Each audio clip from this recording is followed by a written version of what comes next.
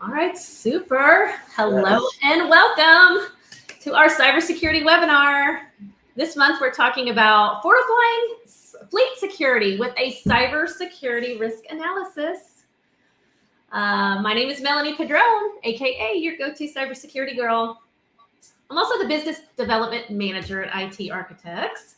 We're a managed service provider with a security first mindset, which is just one of the things that makes us a little different than some of the other IT shops out there. I always like to say our business is keeping your business safe and operating efficiently. And today I'm joined by our resident cybersecurity super sleuth, Marcus Trachier. He's also our cybersecurity officer. Marcus, how you doing today? Hey, I'm doing great. Thanks for asking. Super. Gosh, the holidays are upon us. I mean, since we last met, we've had Thanksgiving, right? Now I can't believe Christmas is only 19 days away. Like, how did we get here so fast? I don't know. You know, too, I have 3 boys, but Yep. you don't know is that my youngest has a big birthday on Friday. He's going to be 13. Wow. I know. I have 3 teenagers. Like, how did this happen? Like, I swear to you, all I did was blink. Like, do you have any, like, how have your holidays been so far? Do you have any big plans coming up? Yeah, Thanksgiving was really good. Obviously, all my family is close in proximity, so I don't have to travel very far. I like that. And we went to, on my dad's side of the family, uh, they have like some acreage and cattle and horses and ducks and goats. So it's always good to go out there, hang out with the animals. And my son, he's 10, he loves that. So that was fun. And then Christmas, it'll just be more of the same, just hanging out with family. Nothing crazy. Yeah. I love that. You know, I there's a quote that says, like, we often take for granted the very things that most deserve our gratitude, but holiday season always gets me thinking about the things we have to be grateful for. It's been such a great year here at IT Architects. Man, I'm so thankful. You know what? I was thinking about it. I'm so thankful for our client partners who have had these really open, honest conversations with us about their IT and security. And as a result, they have really improved their cybersecurity posture this year. And when I think about us hitting the road, like, we've been road warriors these past few months. We've attended, we've exhibited, we've been all over the country, we've been to different conferences. We've met dozens and dozens of phenomenal new people. I'm so thankful for the friendships and the collaboration that's happening right now. It has me really, really excited for what's ahead in 2024. How are you feeling about the new year? I love what you said there. I mean, you're right. We've been road warriors. We've been out there meeting people. And I think, like, at the end of the year, it's always nice to get, some time to just reflect and, again, spend time with friends and family. But I am excited for 2024. I think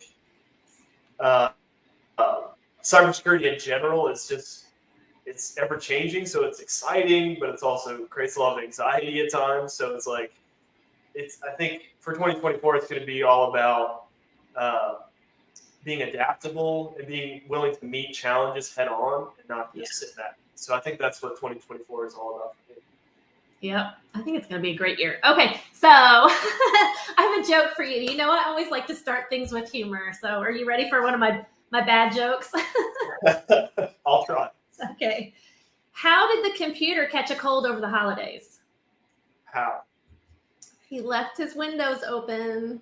Oh my gosh. So right. cheesy. I have to start, a smile is a curve that can set things straight. So before we dive into this deep topic of cybersecurity in the transportation industry, I just wanted to start things off with a little smile. That's great. All right. So, it's a fact, Marcus. We know this. Cyber attacks are increasing daily.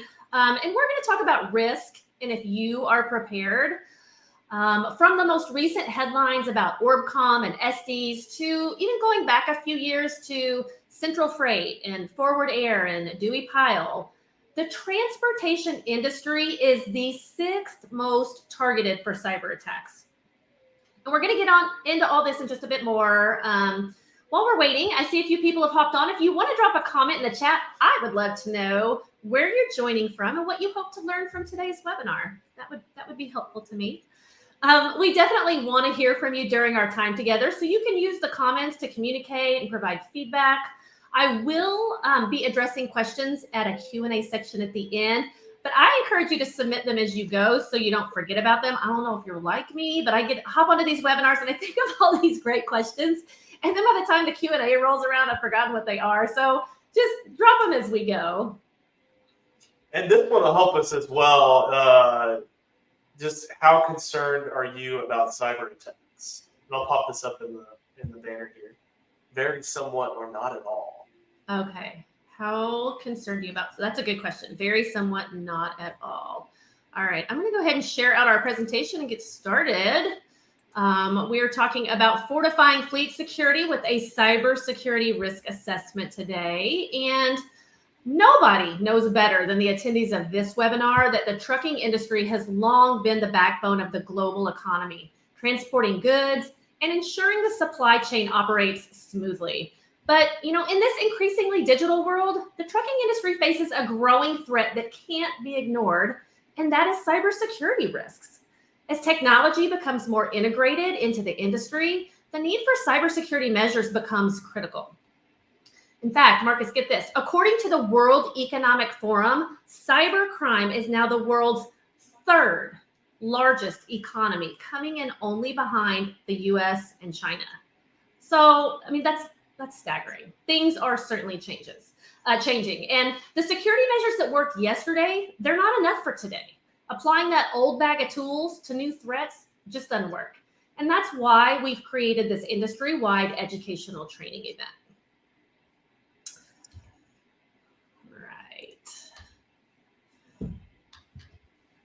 So we talk a lot about the benefits of risk assessments in general, but this webinar today is tailored specifically to transportation companies located in the United States and Canada.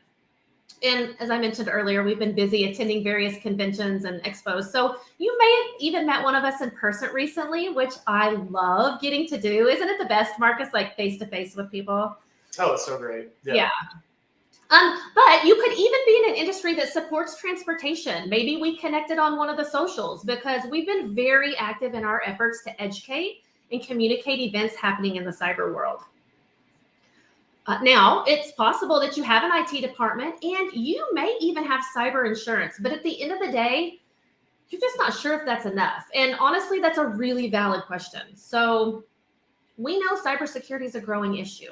And like all of us, you just want to make sure your business and this most vital of industries is protected.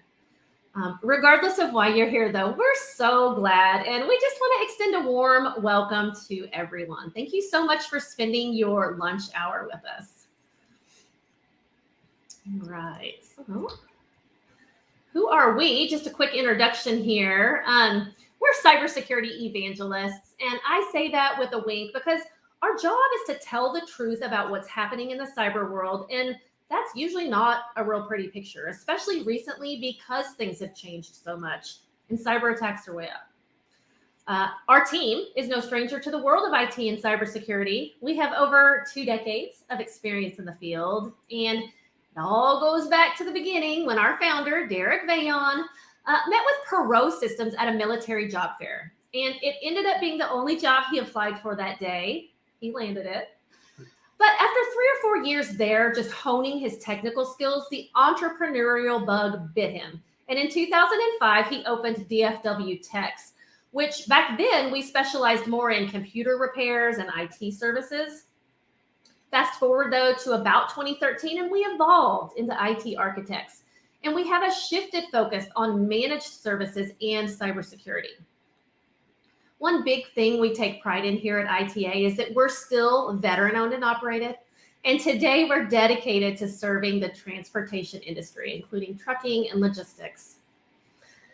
As for my personal background story, I've always been passionate about helping businesses understand, manage, and mitigate risks. The first part of my career, I spent in insurance, helping businesses recover reactively after a loss. And it's interesting because now I'm helping businesses proactively avoid loss with cybersecurity. But I also do come from a long line of entrepreneurs. My grandpa came out of World War II and opened a candy tobacco company, which was my family's small business.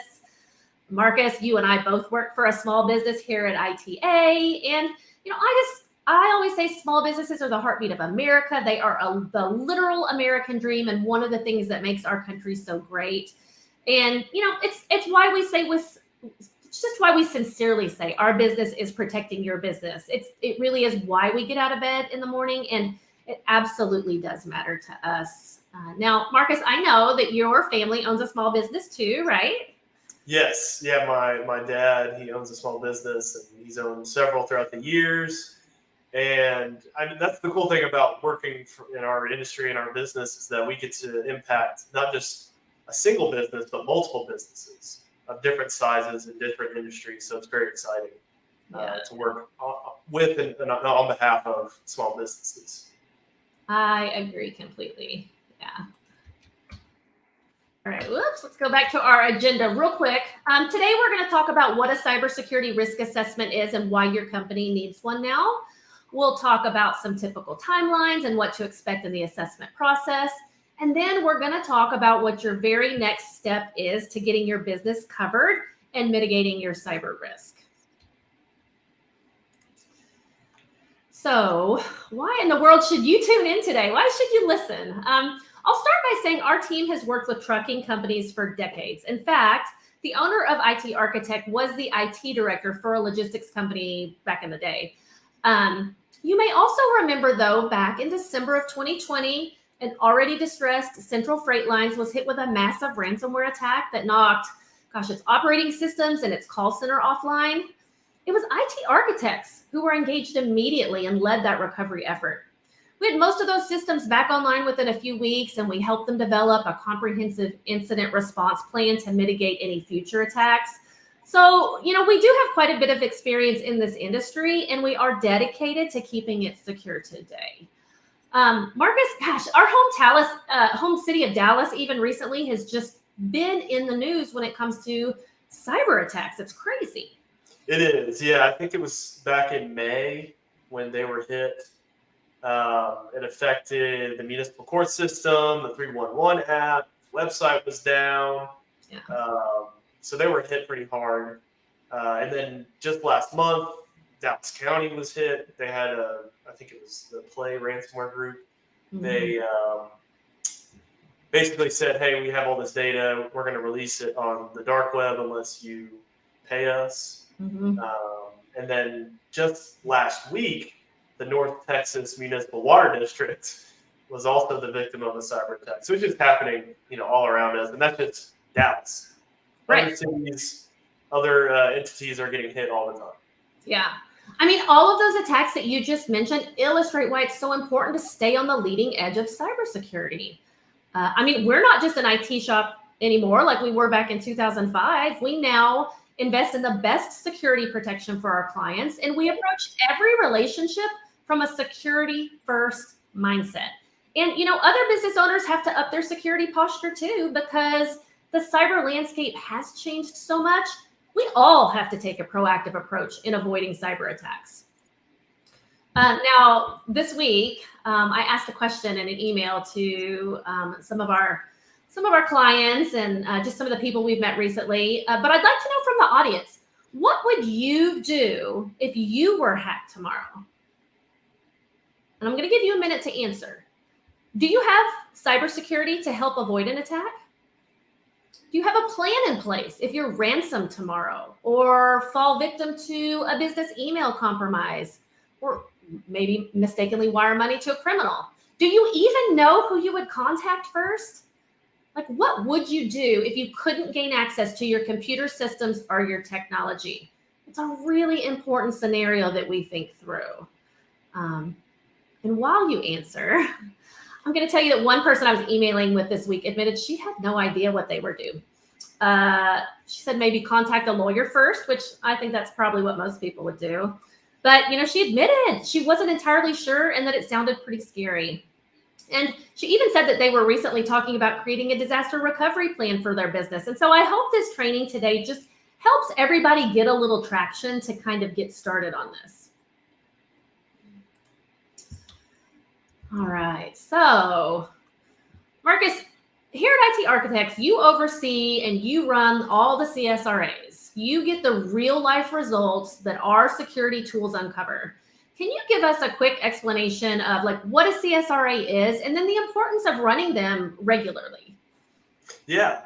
So the CSRA it's our tool for identifying potentially exploitable vulnerabilities in your digital defenses. It's going to help you understand the current state of your organization's cybersecurity, identify security gaps. So our tools are going to uncover things like team members who are vulnerable to phishing attempts, unpatched vulnerabilities, unauthorized login attempts to your systems, passwords stored locally that hackers like to exfiltrate and utilize, and then unencrypted sensitive data such as personally identifiable information, things that basically a hacker would like to exfiltrate and hold for ransom, just like we talked about with Dallas County, things like that. And we like to say prevention is always better than the cure when it comes to data breaches. So our CSRA is going to set you up for ongoing improvement. So you have a baseline of this is where our security is at today. And then from there, you can start to map out your progress and figure out over time, let's improve this and let's stay up to date against ongoing threats. Gotcha. Well, on this slide that we're looking at here, there are a few key reasons why your business needs a cybersecurity risk assessment. And the first one is just to identify and prioritize risks.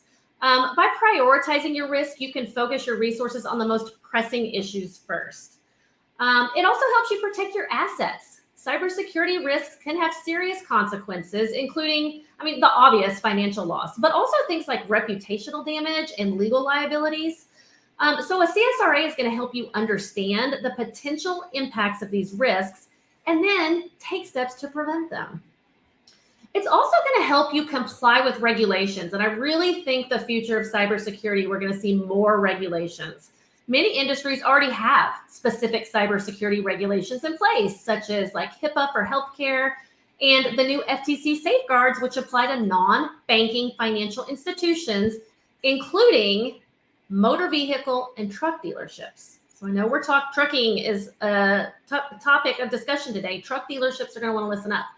A risk assessment is going to help you ensure compliancy with these regulations so that you can avoid costly fines and penalties. And we're going to talk more about that in a little bit. It's a hot topic right now, but just for now, perk your ears up if you're a vehicle dealership. And then lastly, it's going to help you improve efficiency. Regular risk assessments helps you identify and address potential vulnerabilities before they become major issues. And this can help you avoid costly downtime and then just improve the efficiency of your overall operations. All right, so real quickly here, the framework of a CSRA. I like to think of a CSRA kind of, I think you use this word, Marcus, as a baseline for protecting 4 key areas: your people, your process, your technology, and your data. It's kind of like a snapshot of an organization's strengths and weaknesses. And it does things like identify threats and gaps in defenses. It measures your risks, and it helps you prioritize security efforts so that you know where to focus first. After those initial actions are taken, of course, that continuous monitoring and reassessments are essential to ensure the baseline remains current and effective against ongoing threats, because we know things are constantly changing. The criminals don't sleep, and their attacks are more sophisticated every single day. All right, so I have a question. I have a question for everyone, and I want you to please answer in the comments. What do you think the biggest risk to your business is? Is it your people, your process, your technology, or your data? I'll be real curious to know who I'm talking to right now. It'll be interesting. Thanks for popping that question up. Yeah, of course. Yeah. So while you guys answer, I'm going to give you a couple of non-technical analogies because I'm a non-technical kind of girl. I'm the marketing and sales person. So you wouldn't go to the doctor and get surgery for heart disease without an angiography of your blood vessels first, right? You also probably wouldn't let a dentist drill a cavity or do a root canal without an x-ray of your tooth. And you wouldn't take a prescription without first getting a diagnosis. So this is exactly what a CSRA does for your business. It looks inside and it identifies those weaknesses that could lead to serious consequences. I hope that makes sense for everybody. Oh, look at Jason. He says all of the above. That's a smart man. He's not wrong. No, he is not wrong. You're right. We're going to dive into each of these right now. All right, so let's talk about protecting the people. I mean, why do we protect the people? I'll tell you, you guys have already had time to answer. People are your ultimate wild card and your number one risk because you can't control what they do, right? I mean, you can't control what they open, you can't control what they click on, and you can't control where they send their credentials. It's a fact that 90% of all cybersecurity breaches are due to human error. And part of what we do here at IT Architects is support your entire organization with staff education for your people. And this includes things like helping you craft password policies and security procedures for your team, things like training your users not to open emails from unknown sources, not to click on untrusted links or email attachments without verifying their authenticity. And my favorite, never ever storing passwords in a browser like Chrome or Edge. I mean, it's so easy when that pop-up little message, comes up. Would you like to save the password for next time? So convenient, but don't do it. The answer is no. The answer is always no. Now, Marcus, this is a hot topic we talk about all the time in our cybersecurity chats. Can you explain just a little bit more about why I can't store my password in a browser? Yeah, we do like to talk about this one a lot. We see it a lot. And the main reason is the browser is not built as a secure password manager. Okay. It's going to store those passwords locally on your machine, and someone can come exfiltrate those passwords. And so, I mean, we just like to recommend a password manager because that's what it's built for, is secure password storage. And yeah, it's unfortunate that it's just a convenience feature and not a security feature, but that's just what it is. I like the way you just said that. It's not a convenience feature, it's a security feature because it is so darn convenient. Yes. But I will say I've been converted. I now use a password manager and it's really convenient too because it creates all my crazy long appropriate passwords, uppercase, lowercase, special characters, yada, yada. And then it remembers them for me. And I can take it, there's an app, I can put it on my phone. I can also use it on my actual computer. So I will say that you have converted me. I'm a password manager fan. But you know what I was thinking? Another thing we do are like the periodic phishing campaigns where we send out emails that simulate a cyber criminal trying to get employees to open or click on a link. And then we provide that information to our clients so that they know exactly where and who their areas of vulnerability are. And we do this because like 94% of attacks are delivered through email. So it's really important that we, focus on that area. All right. So I heard something recently at a transportation industry conference, and it really struck with me. It hit home. One of the panelists in this session said that when a cyber criminal takes down an individual truck, the results are expensive. When they take down an entire trucking company, the results are devastating, and not just to the company, but to everyone who's depending on it. But if they launch an attack big enough and sophisticated enough to take down the entire industry, the impact on the U.S. economy would be catastrophic. And so, just think of all the people this would affect: individuals, families, teams, companies, clients. I mean, it's why it's so important that we're vigilant in adopting a proactive cybersecurity posture to protect the people behind the businesses that sustain our country. And on this slide, we have examples of 3 well-known trucking companies that were victims of cyber attacks. The sheer number of people behind these 3 companies is sobering.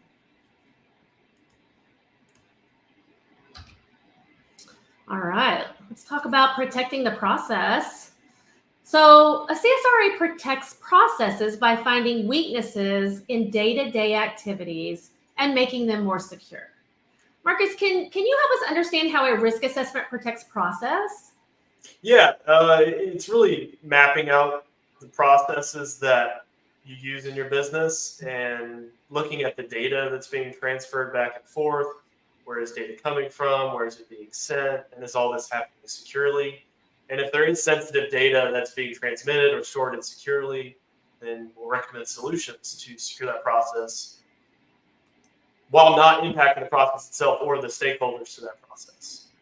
Gotcha. Thank you. So we just learned on the previous slide that 90% of data breaches are due to human error, which brings to mind something that an insurance colleague shared with me. I was flabbergasted. One of his clients recently filed an actual cyber insurance claim because the CEO's administrative assistant had received an email and she'd been tricked into wiring $800,000 to a criminal. Now that sounds extreme, and I think he told me the story for the impact of it. But this was a company that did a lot of philanthropic work, so it wasn't unusual for them to send money to various nonprofits. And in this case, as in many cases actually, a criminal had breached their system several months before, sat there observing the behavior and the communication between the CEO and his staff. And then at the opportune time, the criminal imitated the CEO, sending instructions to the admin assistant, and she did exactly what he told her to do.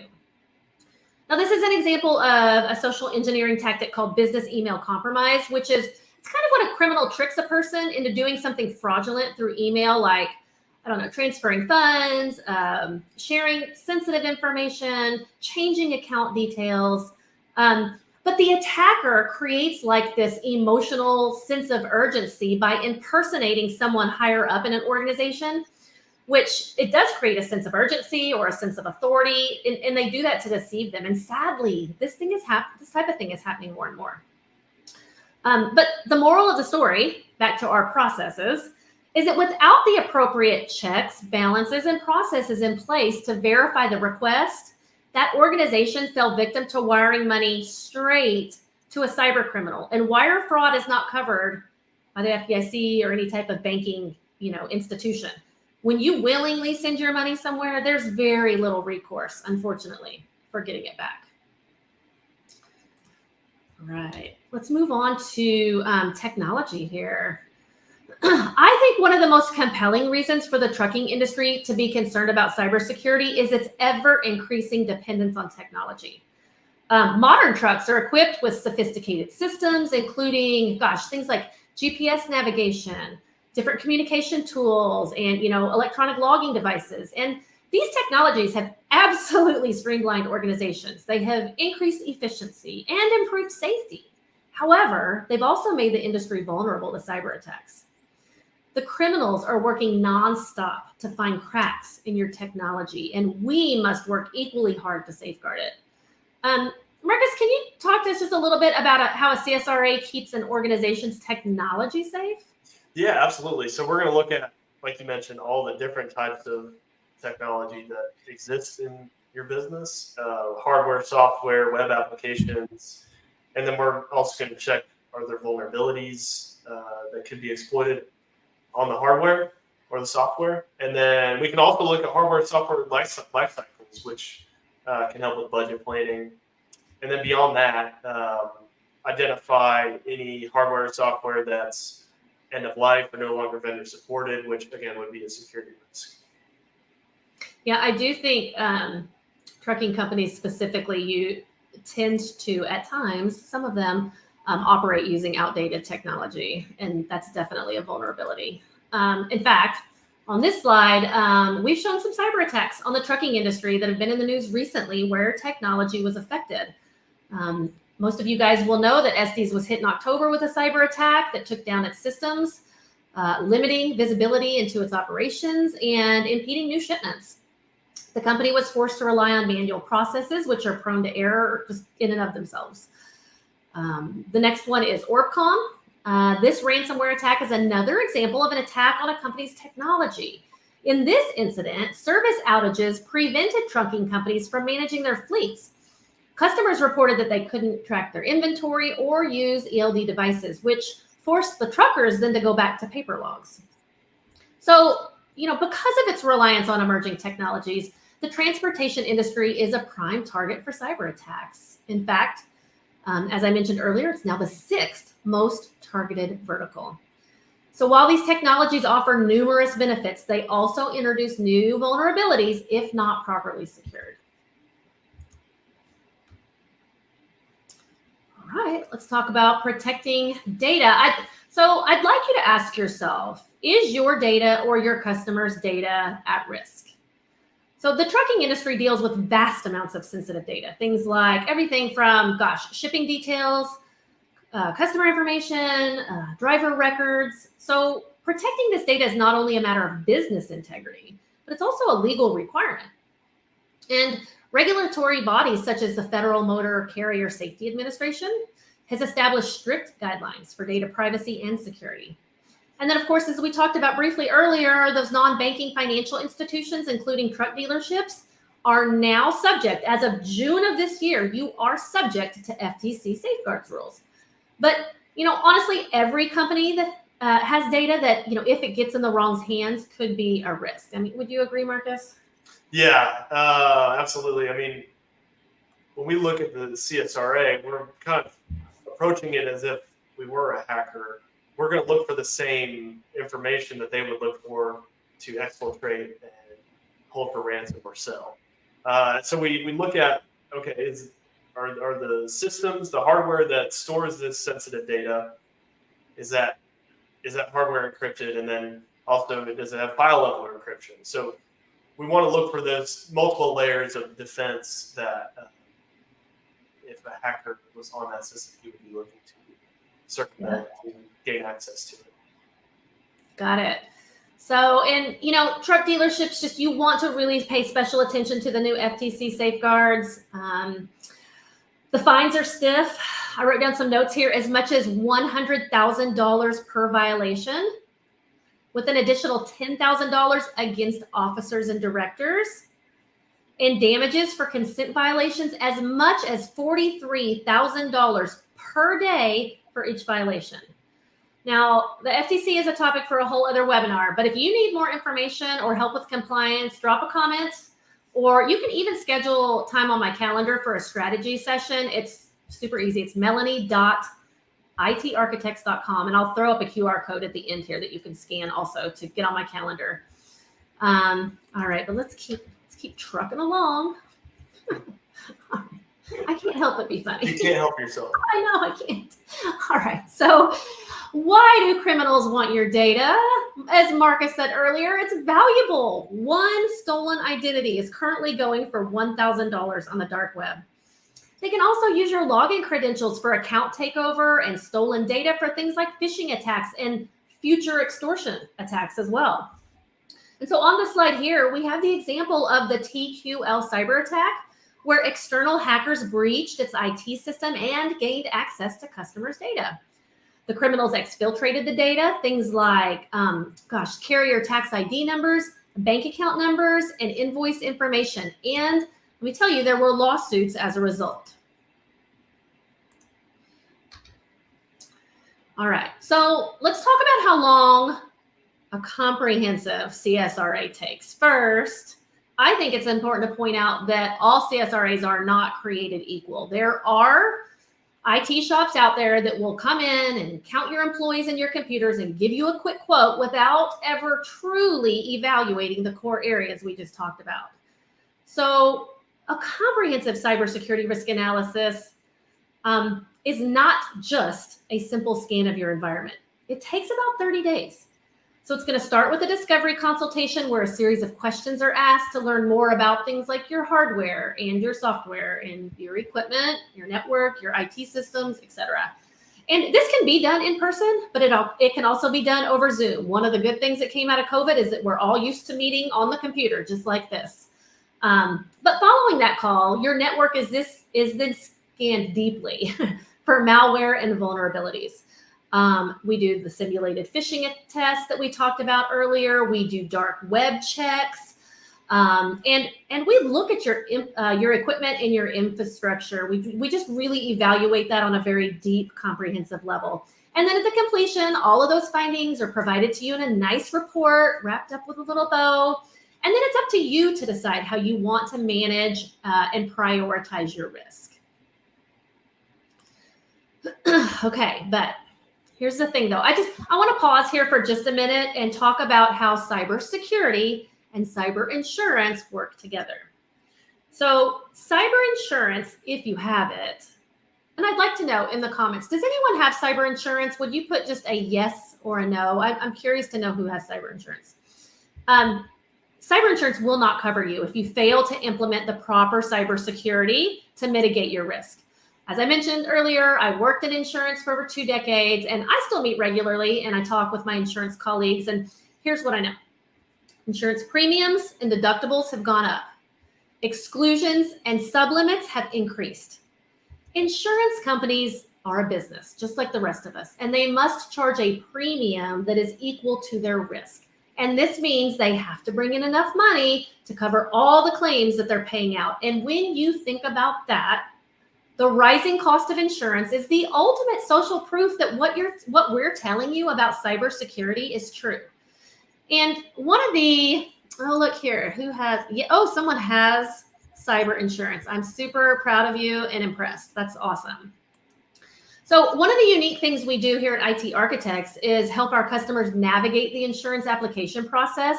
We're going to help you review the policy application questions to make sure that our security protocols allow you to honestly answer yes on the application. You have to be so careful when filling out the insurance application correctly so that misrepresentation doesn't lead to a denial of claim. Because it's crushing for a business to pay for an insurance policy only to realize they have reduced coverage due to a special sublimit or even no coverage at all because they didn't have the security in place that they thought they did. And I'll give you another non-technical analogy. It would be like filling out a health insurance application and saying you had no history of heart disease when you really did, and then you have a heart attack and need surgery and want insurance to pay for it. I mean, it's not going to happen. Here's the good news, though. There is good news. It's not all doom and gloom. I'm not a big fear, uncertainty, and doubt person. When you have proper security in place, you not only qualify for insurance, you may very well get things like better coverages, lower rates, lower deductibles, fewer sublimits, and fewer exclusions. Security and insurance go hand in hand like two pieces of a protection puzzle. That security is going to help you proactively avoid loss, but because no security is 100% guaranteed, especially with how fast and how severe cyber attacks are advancing and happening today, that's why you need insurance, because it's like a safety net that helps you to recover reactively after a loss. And one last thing that I'll just mention real quick on this slide, you may think that your current IT department has you covered, but only a cybersecurity risk assessment can determine if you have those deficiencies in your infrastructure or gaps in your security. And so we also actually work on a co-managed basis with many of our clients' existing IT departments. We literally serve as the security extension of their IT team, if that makes sense. So in this type of arrangement, our mission is to make that IT staff look amazing by shoring up their existing IT services with our robust cybersecurity plan.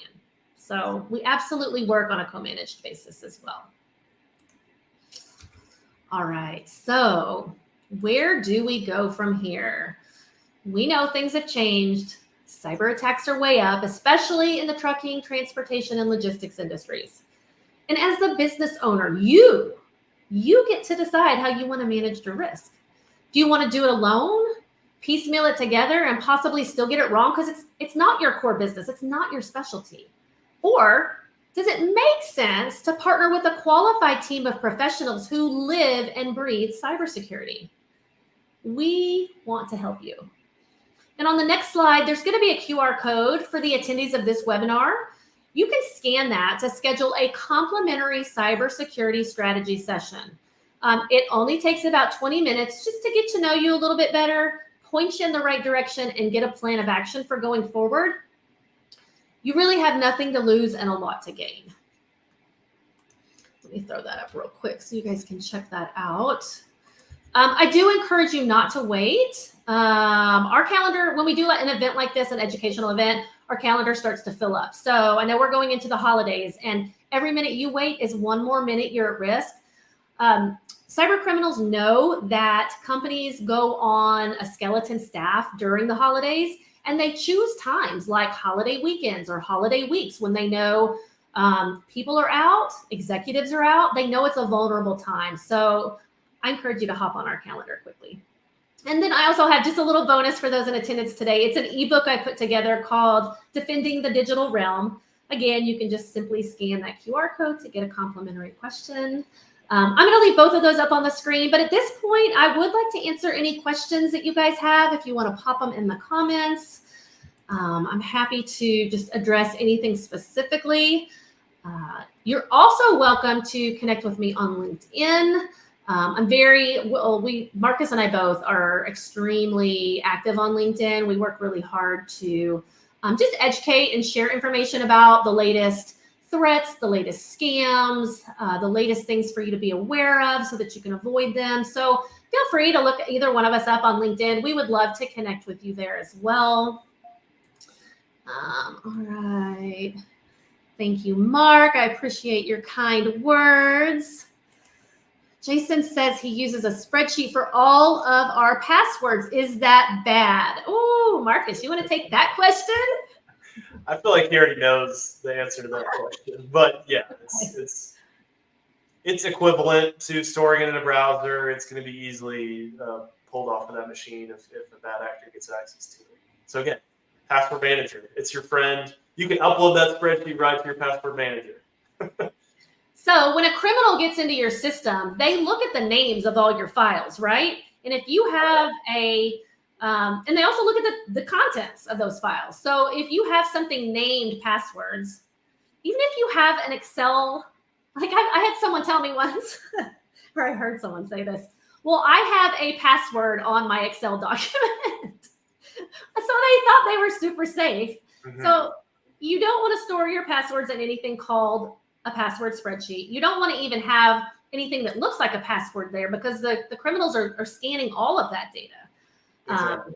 Yeah. God, I was going to say something else that made me laugh and think of another story, but I forgot what it was now. Yeah, no spreadsheets. No sticky notes on your computer or on your laptop that have your password on it. Don't do that. Don't do that either. Marcus, okay, I know what I was going to ask. Are there free versions of password managers that people can use? Yes, there is. There's some open source options that would technically, they'd be free. A business wouldn't want that, but an individual person. Right.